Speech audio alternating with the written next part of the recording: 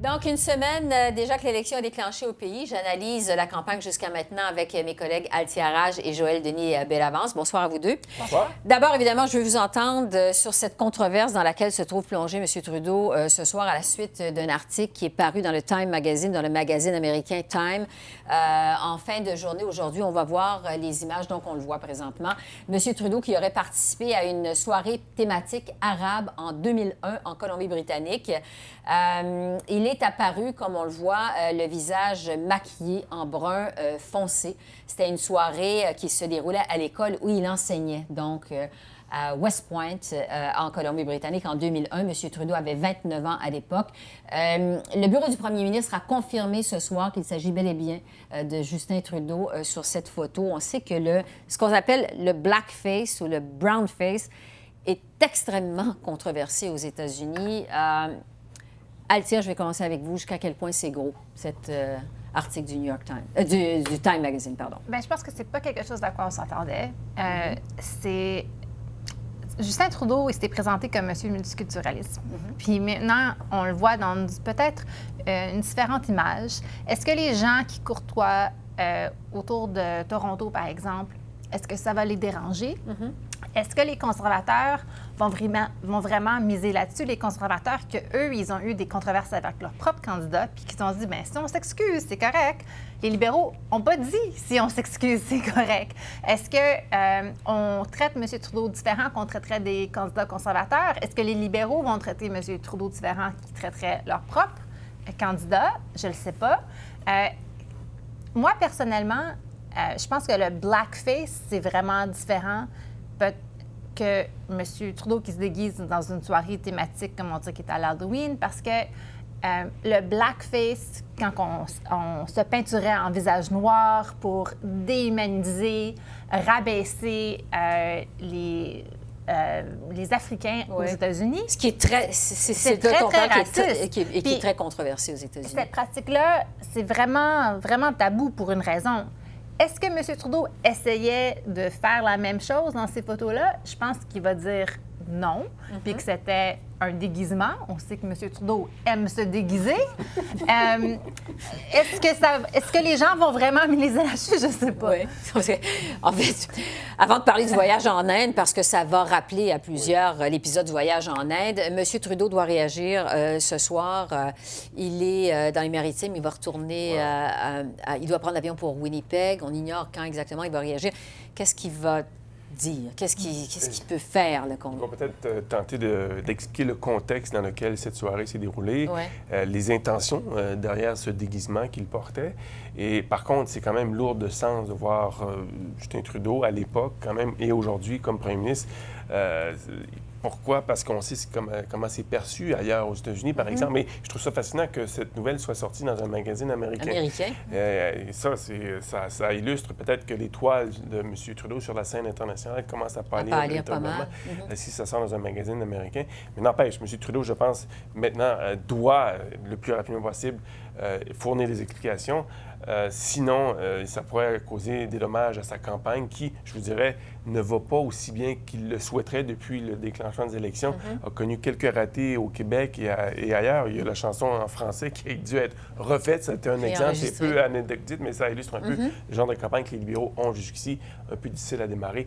Mais ça pourrait lui causer du tort, je pense, pour la campagne. Jack Meeting, le chef du NPD, faisait campagne un peu plus tôt en début de soirée en Ontario. Il a été appelé par les journalistes à réagir à ça. Il a dit, franchement, c'est carrément insultant. On a l'impression que M. Trudeau se moque des minorités. Est-ce que c'est comme ça que ça peut être perçu? Ça peut être perçu comme ça. Je pense que c'est vraiment à l'individu. Moi, je suis brune, évidemment. Ça m'offusquerait pas de voir M. Trudeau comme faire semblant d'être moi. Mais peut-être que c'est à cause... Je sais pas. Je trouve que des fois, on va un petit peu trop loin avec qu'est-ce qui est politiquement correct et non. Là, comme... Moi, quand j'avais 9 ans, je me suis habillée comme Cléopâtre à l'Halloween. Est-ce que c'est comme trop tabou maintenant de s'habiller comme Cléopâtre? Je sais pas. Puis Mais je n'étais pas habillée complètement en noir non plus pour faire semblant que j'étais Cléopâtre. Il faut surtout souligner, je vous dirais, Esther, c'est que les exigences envers un leader sont nettement plus élevées que les exigences envers un candidat qui se présenterait dans une circonscription et totalement inconnu. Donc, parce que le premier ministre et le chef d'un parti, c'est lui qui représente les valeurs globales de ce parti. Donc, est-ce que certains seront froissés par ce qu'ils vont voir ce soir? Probablement que oui. Est-ce que ça peut lui coûter des votes? Ça, on le saura, mais chose certaine, ça va alimenter les discussions dans les chaumières, je vous dirais, pour les prochains jours. D'où l'importance, je vous dirais, pour M. Trudeau, de répondre rapidement aux questions et à fournir des explications. La photo, comme vous l'avez dit, a été confirmée par le bureau du premier ministre, mais depuis qu'on a confirmé la photo, l'existence de cette photo, on ne répond plus aux questions. Donc, on souhaite que M. Trudeau prenne la parole. Est-ce qu'il fera acte de contrition? Est-ce qu'il fera un mea culpa? Je présume que oui, pour tenter de mettre fin à la possible controverse qui fait rage. Oui, donc il va falloir qu'il réagisse rapidement. On en parlait il y a un instant, ça va ramener un peu dans l'actualité l'épisode du voyage en Inde. Est-ce que ça vient accentuer l'image de M. Trudeau qui aime ça s'affubler de vêtements, qui suscite la controverse, peut-être son image de pas sérieux ou pas assez sérieux pour le job de premier ministre? Ce qui sera intéressant à surveiller, c'est la réaction des partis de l'opposition. On a entendu Jog Meeting, déjà lui, il s'est dit troublé par ces révélations. Il faisait un parallèle entre cet incident et aussi la façon dont M. Trudeau avait traité une jeune autochtone qui s'était rendue à une assemblée de levée de fonds du Parti libéral pour lui poser des questions au sujet de l'eau qui n'était pas potable dans une réserve indienne, en fait, qui était contaminée par le mercure. M. Trudeau avait tenté de tourner la chose en dérision. Avait dit « Je te remercie beaucoup d'avoir acheté un billet pour le Parti libéral, c'est très apprécié. » Et ça avait vraiment heurté les sensibilités. Donc, est-ce que c'est cette image-là qui va ressortir, comme le soulignait Jog Meeting, ou encore, d'ailleurs, M. Trudeau avait été obligé de s'excuser après ça. Et donc, ça reste à voir la façon dont les partis politiques, les adversaires de M. Trudeau vont réagir. Vont-ils tenter de faire de la récupération politique? J'ai bien hâte de voir la réaction de M. Trudeau, mais aussi celle des partis de l'opposition. L'ironie aussi, c'est que M. Trudeau se présente évidemment comme le défenseur des minorités, ouvert à la diversité. Est-ce que c'est son image qui en prend un coup? Je pense que oui. Mais même la photo, c'est choquant à le voir. Peut-être que c'est les yeux perçants bleus là, à travers le brun foncé, mais on n'est pas habitué à avoir une image comme ça. Puis oui, M. Trudeau, c'est vraiment M. Canada, là, dans le sens que comme toutes les minorités sont bienvenues, puis célébrer votre culture, puis c'est un message très positif. Là, on vient de voir un côté plus négatif peut-être à ce message-là. Mais ça va être aussi intéressant de voir où les partis d'opposition se positionnent. Parce que, tu sais, M. Scheer, c'est le défenseur de la liberté d'expression. Est-ce que lui va dire que c'est pas approprié ou est-ce qu'il va dire que, c'est un costume de Halloween puis on le laisse faire? Je serais surprise qu'il dise ça. Donc, et ce qui est aussi important de souligner, c'est que ça survient en ce moment, durant la campagne. On est encore une semaine et demie des débats. Est-ce que ça va être soulevé durant les débats aussi? 2 semaines des débats. Ça aussi, c'est important de le souligner. Est-ce que cette controverse va s'éteindre rapidement? Ça reste à voir. D'où l'importance aussi d'avoir la réaction de M. Trudeau, mais aussi les autres partis politiques. Les autres partis. Donc, il faudra voir jusqu'à quel point cette histoire, pour employer le jargon du journée, va avoir des pattes, finalement. Si c'est la seule, est-ce qu'il y en a d'autres? Bonne question. Bonne question, effectivement. Peut-être c'est une question qu'on devrait poser à M. Trudeau quand il va réagir à Halifax. Est-ce qu'il y a d'autres photos de ce genre-là qui existent que vous voulez nous montrer? Donc, M. Trudeau qui doit réagir ce soir ou assez rapidement. Pour l'instant, pas de nouvelles de M. Trudeau. On verra. Il nous reste quelques minutes. Je veux vous entendre sur d'autres sujets en ce début de campagne. Mais on l'a vu au début de l'émission. En fait, tous les chefs sont questionnés sur comment ils vont financer leurs promesses puis comment ils vont arriver à l'équilibre budgétaire. Est-ce que les chefs sont crédibles jusqu'à maintenant concernant leurs promesses? Il y a encore de l'information qui est parcellaire, en ce sens qu'on n'a pas eu l'ensemble des plateformes pour savoir comment on va payer toutes ces dépenses. Sauf certaines, on en parlait, Alicia et moi, avant l'émission, et on s'est dit, il va peut-être falloir inventer une machine à imprimer de l'argent parce que c'est vraiment une campagne où on annonce beaucoup de dépenses et où le souci de rétablir l'équilibre budgétaire passe vraiment en second plan, alors que durant d'autres campagnes électorales, il y avait toujours ce souci de maintenir l'équilibre. Donc ça, c'est vraiment assez fascinant de voir que comment dirais-je, la perception des Canadiens envers les déficits a changé, mais aussi celle des partis politiques. C'est ça, parce que, bon, M. Scheer promet, entre autres, pour 10 milliards de crédits d'impôt et revenir à l'équilibre budgétaire dans 5 ans. 5 ans, voilà. Est-ce que ça tient la route? Est-ce que ça résonne chez les électeurs? Il reste 4 semaines Oui. à la campagne. On n'a pas encore vu le plan fiscal pour tous les partis pour leurs promesses. Alors, peut-être que ça va tenir debout, mais à l'instant, c'est difficile à voir comment. M. Scheer a annoncé 1,5 milliard de dollars en coupure aujourd'hui. Il va éliminer l'argent, les subventions qu'on donne aux grosses entreprises, pas les petites, par exemple. Les libéraux, eux, ils veulent dépenser encore plus d'argent. Les nouveaux démocrates veulent dépenser encore plus. Les Verts, encore plus que ça. En 2015, on avait une discussion sur les déficits, mais on voulait dépenser sur des projets temporaires, de l'infrastructure. On voulait utiliser le fait qu'on avait des taux d'impôt qui étaient bas, puis c'était un investissement, mais temporaire. Là, on parle de des gros projets structurels, des gros déficits structurels. Où va venir l'argent pour payer pour ces projets-là? À date, il n'y a aucun parti qui nous a dit vraiment comment que ça va se faire. Et il faut souligner aussi, Esther, que Oui. plusieurs économistes prédisent qu'il y a une récession qui nous pend au bout du nez dans 12 mois. Le cycle économique était très long. Indicateur de ça, on le voit aux États-Unis. Quand il y a une récession, ça veut dire qu'il y a moins de revenus pour le gouvernement, mais aussi plus de dépenses pour soutenir les programmes sociaux comme l'assurance-emploi, par exemple. Donc, il y a un danger, je pense, qui guette réellement l'économie canadienne si les partis politiques continuent d'annoncer des dépenses comme ça. En fait, il y a une chose qui est claire, c'est que tous les partis se battent pour la classe moyenne, le vote de la classe moyenne, les familles. Oui, c'est ça, les familles. Je regarde, bonifier les allocations canadiennes pour enfants, les congés parentaux, les crédits d'impôt pour les jeunes familles, les soins dentaires gratuits, l'assurance médicaments universelle. Est-ce que les promesses, jusqu'à maintenant, parlent à l'électorat? Oui. Oui? Je vous dirais que oui. Plusieurs d'entre elles, Justin Trudeau aujourd'hui qui veut bonifier le supplément de revenus pour les personnes aînées, ça risque d'être une proposition gagnante pour les libéraux. Même chose pour Andrew Scheer qui, lui, propose de réduire, par exemple, le taux d'imposition de la première tranche d'imposition qui serait de ramener, je pense, de 12 à 15 à 13,75 Voilà, une baisse, ça c'est quand même qui va toucher tout le monde.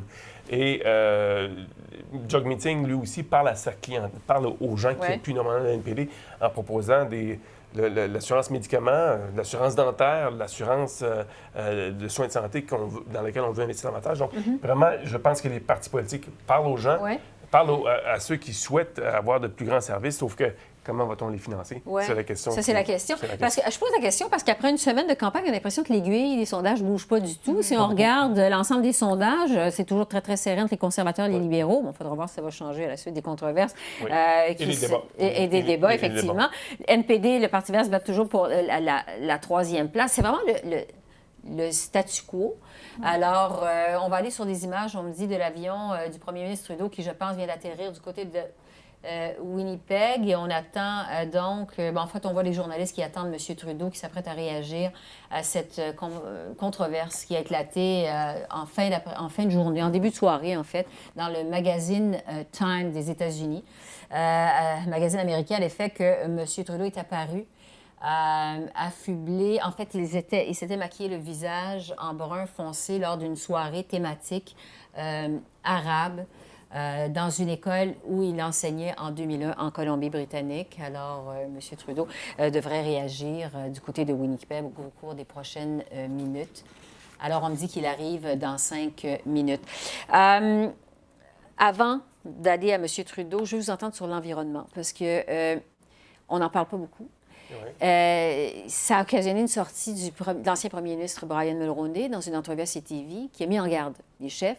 Si vous ne parlez pas d'environnement, vous allez en payer le prix. Comment on doit interpréter cette sortie de Brian Mulroney dans la campagne électorale? Une sortie remplie de sagesse, je vous dirais, parce que M. Mulroney parle d'une chose, d'un dossier qui préoccupe beaucoup les jeunes électeurs, les milléniaux. Et ces jeunes électeurs ne sont pas loyaux envers quelque parti politique que ce soit. Ils sont loyaux envers certains dossiers. Et le dossier qui les préoccupe le plus, c'est la question des changements climatiques. Donc, M. Mulroney, qui d'ailleurs a déjà été décrit comme étant le premier ministre le plus vert de l'histoire du Canada par nul autre qu'Élisabeth May, Elle a déjà travaillé pour lui. Voilà. Et par contre, M. Mulroney avait quand même une feuille de route intéressante, dans ce sens qu'il avait signé des traités pour lutter contre l'épuisation des États-Unis, lutter pour réduire les effets néfastes sur la couche d'ozone. Donc, et il est conscient que l'environnement doit être un des sujets de l'heure. Je pense que c'est un rappel à l'ordre poli qu'il a donné à l'ensemble de la classe politique. Est-ce que ça s'en vient? Parce qu'il reste encore 4 semaines plus de campagne. Elisabeth May, elle aimerait beaucoup en parler. Oui. On dirait que les libéraux veulent moins en parler, mais ça se peut aussi que, on mentionnait plus tôt, on dirait que les gens ne portent pas attention à ce qui se passe à l'instant. Alors, il y a peut-être des choses qu'on va voir dans les prochaines 3-4 semaines, 2-3 semaines, que c'est vraiment les points forts sur lesquels les partis veulent miser. Pour l'instant, c'est qu'est-ce qu'on peut annoncer pour donner quelque chose à nos candidats aux portes pour vendre, aux familles surtout qui sont dans les banlieues qui vont décider les prochaines élections. Ouais. Qu'est-ce qu'on peut faire pour mobiliser notre monde, pour sortir, pour venir voter pour nous? Ça, c'est peut-être, surtout envers les milléniaux, des politiques au sujet de l'environnement. C'est intéressant de voir M. Mulroney qui vraiment venait défendre Mme May. Moi, j'ai vu ça, c'était comme un gros boost là, pour Elisabeth May d'avoir Brian Mulroney qui dit qu'Elisabeth, vraiment, elle parle de l'enjeu dont on devrait parler. Quand les Nations unies sont sorties avec leur rapport au mois de novembre l'année dernière, ils nous ont dit qu'on avait 12 ans pour se rendre vraiment au point où est-ce qu'on ne pourrait plus changer, on serait vraiment catastrophe totale. Il reste 11 ans. 11 ans, c'est 2 mandats et demi. Alors oui, l'élection va vraiment, pour beaucoup de gens, je dirais, je ne sais pas si c'est la majorité, ça va faire une différence. Oui. Juste un mot pour vous rappeler qu'on est toujours en attente de ce point de presse de M. Trudeau qui, semble-t-il, vient d'atterrir du côté de Winnipeg. Il s'apprête à rencontrer les journalistes. On va aller à M. Trudeau dès qu'il va arriver. Donc, on voit d'ailleurs une journaliste, du moins, qui se prépare à l'accueillir. M. Trudeau est attendu à cet endroit pour réagir, donc, ce soir, à une controverse qui a éclaté en fin de journée aujourd'hui dans le magazine américain Time, à l'effet que le magazine qui rapporte, en fait, que M. Trudeau est apparu, a participé à une soirée thématique arabe en 2001 en Colombie-Britannique. On voit les images du magazine Time.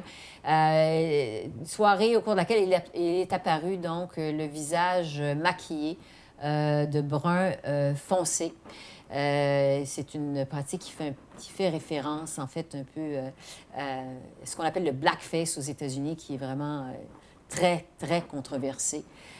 Donc, M. Trudeau doit réagir à cela au cours des prochaines minutes. On attend M. Trudeau et sa réaction, on va vous la présenter dès qu'il va commencer à parler.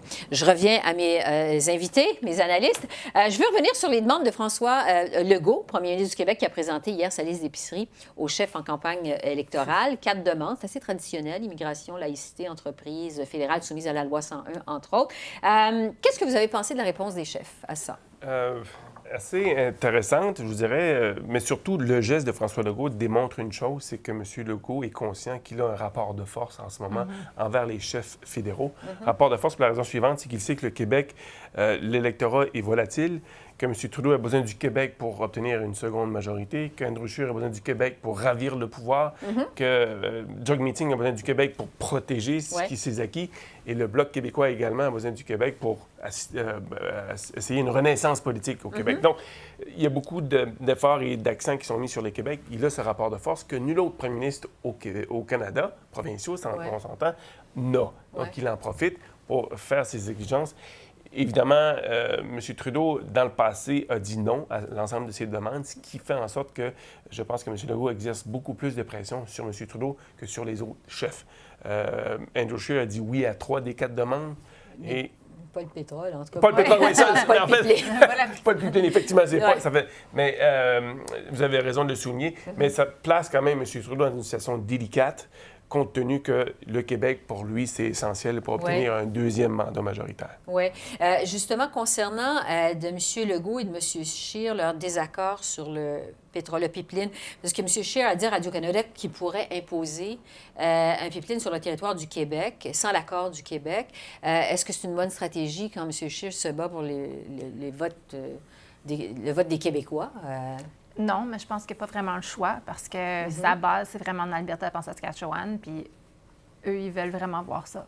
Puis le raisonnement, c'est que c'est juridiction fédérale. On n'a pas besoin de votre appui. Puis si on dit oui au Québec, il faudrait dire oui à Colombie-Britannique. Puis ils ne veulent pas faire ça. Alors, c'est pas surprenant. Et M. Shaw n'est pas le seul à dire qu'il est prêt à l'imposer. Maxime Bernier également. Également. Oui, il est prêt à conduire le bulldozer, je pense.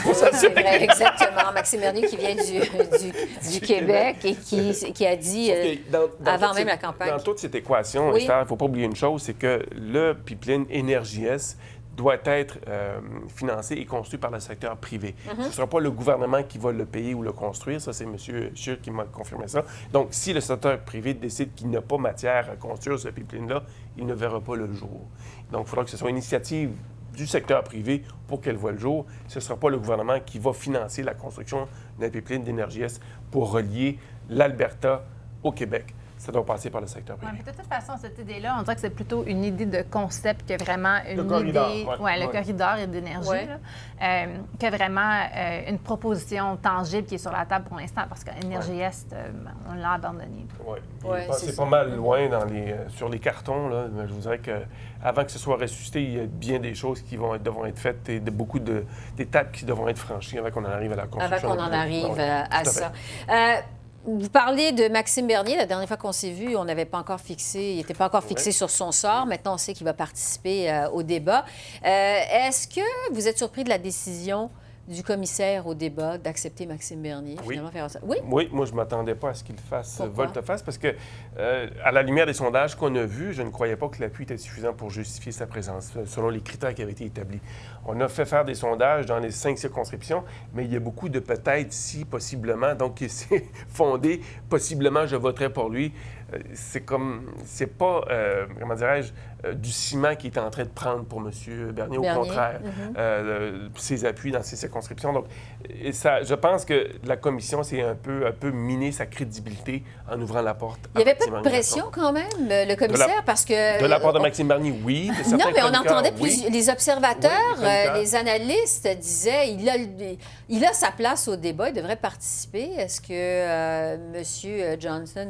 moi, je vais dire qu'après, j'ai comme un petit conflit ici parce que je fais partie du panel des journalistes qui vont poser les questions du débat du partenaire. Le consortium. Mais on peut pas utiliser ce mot-là parce que c'est plus vraiment un consortium. Mais, mais vous autres, vous faites partie aussi, la presse, l'actualité, le Star. OK, mais je pense que j'en pose une. Je sais pas. On verra. Mais en tout cas,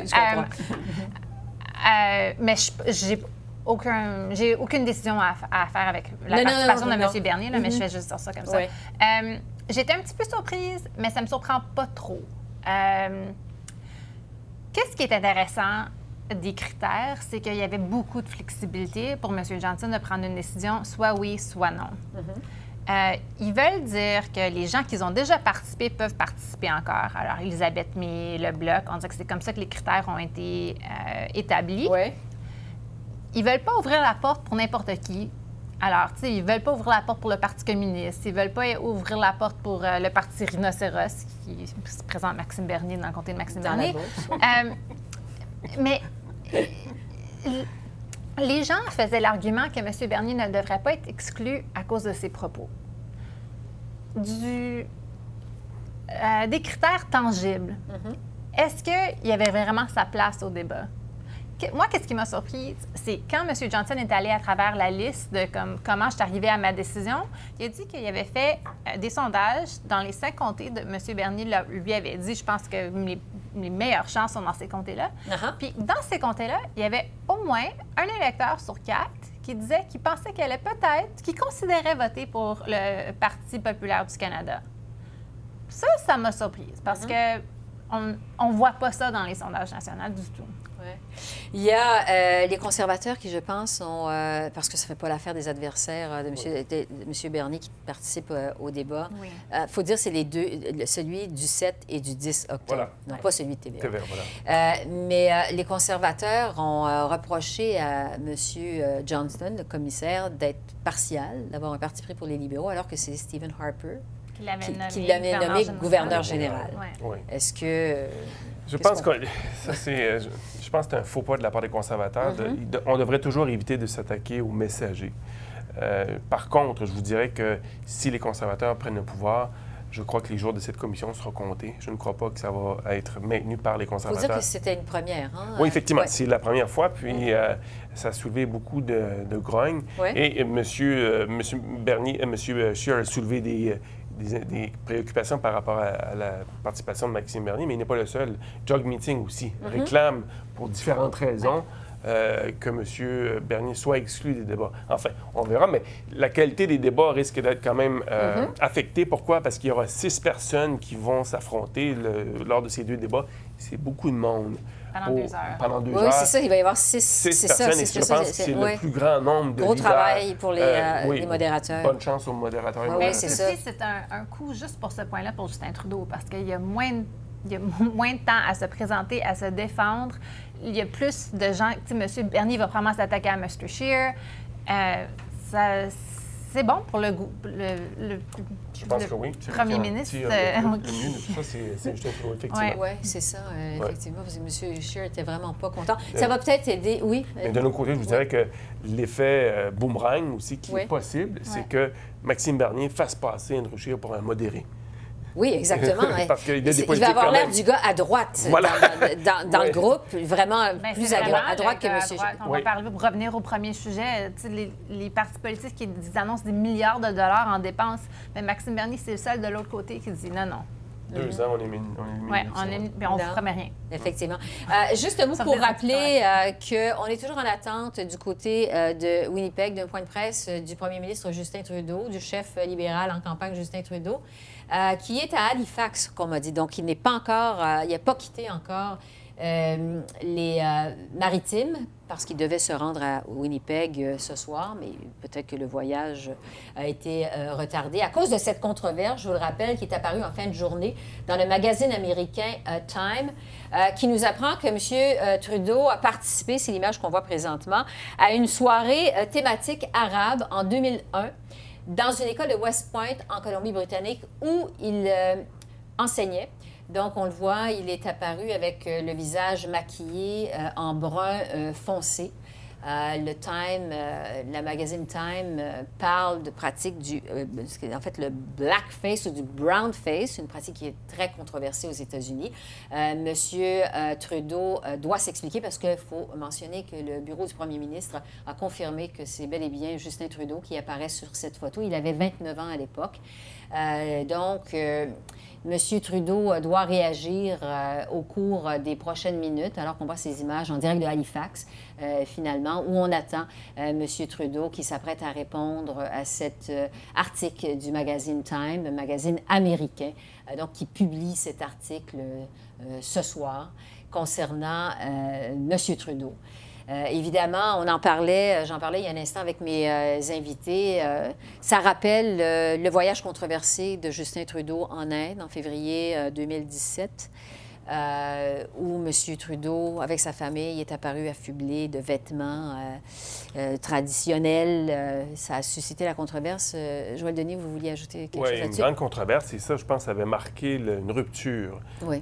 entre le début du mandat de M. Trudeau, qui était quand même couronné de succès et qui vivait alors une longue période de miel. Et on peut marquer la rupture entre cette lune de miel et le reste du mandat de M. Trudeau. Ça a été un voyage qui a été déterminant pour la popularité de M. Trudeau. Oui, c'est ça. On dit que ça a été le début du commencement Voilà. de la fin de la lune de miel. Bien, c'est le premier moment où, une période de temps soutenue, les conservateurs avaient dépassé les libéraux dans les sondages. C'était arrivé une fois avant, mais ça ne s'était pas reproduit pour plus de 2 sondages. Là, on avait vraiment le début de la montée des conservateurs pendant plusieurs mois, en fait. À l'automne, ça l'avait rattrapé, mais ça avait pris beaucoup de temps. Ouais. Puis les gens, on l'entend aux portes quand on va avec les candidats, là, faire du porte-à-porte. Le voyage en Inde, c'est quelque chose que les gens parlent encore. Oui, c'est vrai, je peux le confirmer. Il nous reste moins d'une minute. J'aimerais vous entendre parce qu'on attend ce point de presse de M. Trudeau. Si vous étiez conseiller de M. Trudeau? Joël Denis, qu'est-ce que vous lui conseillez de dire? Je sais que c'est une question pas facile comme ça. Là. Rapidement, je Ouais. dirais de faire un mea culpa, mais d'abord d'expliquer le contexte pour que les gens comprennent bien pourquoi il avait choisi de porter ce visage maquillé, avoir ce visage maquillé. Donc, mea culpa va s'imposer. Je pense que c'est pour cette raison qu'il retarde son départ Ouais. d'Halifax pour aller à Winnipeg pour le faire. Mais c'est Atia, aussi pour oui. savoir, est-ce qu'il y a d'autres choses? Oui. Qui pourrait sortir sortir durant la également. campagne. Est-ce qu'il s'est déguisé dans d'autres choses pendant qu'il était à West Point Grey? Il enseignait le théâtre. Est-ce qu'il y a d'autres photos qui vont peut-être apparaître? Ouais. Parce que ça peut changer le message un petit peu aussi.